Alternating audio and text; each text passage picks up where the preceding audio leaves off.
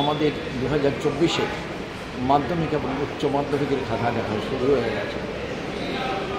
মাধ্যমিকের খাতা দেখা হচ্ছে 4টে স্কুলে, সেটা ওই কামেরিকা মসজিদ স্কুল, বৈজং গার্লস স্কুল, বিজয় কুমার গার্লস স্কুল আর বনে বিদ্যাপীঠ স্কুল। এই 4টেতে মাধ্যমিকের খাতা দেখা হয়, চলছে এখন।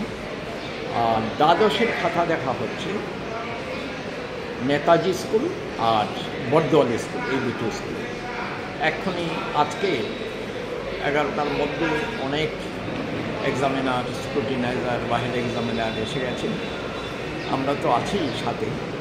তো কাজ শুরু হয়ে গেছে, হয়তো ছোট 2-1টা সাবজেক্ট শুরু হবে এর মধ্যেই এমন। আর আমরা আশা করছি যে খাতা দেখার কাজটা দিন 25 এমন লাগতে পারে। এর মধ্যে চেষ্টা করব, যদি অ্যাক্সিডেন্টাল হঠাৎ কিছু না হয়, আশা করি দিন 25 দিনের মধ্যে খাতা দেখা শেষ করব।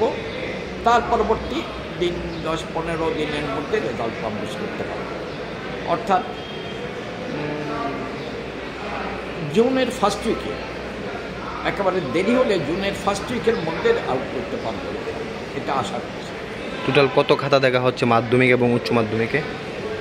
মাধ্যমিকের মোট খাতার সংখ্যা 33,000-এর মতো, 32,770-75।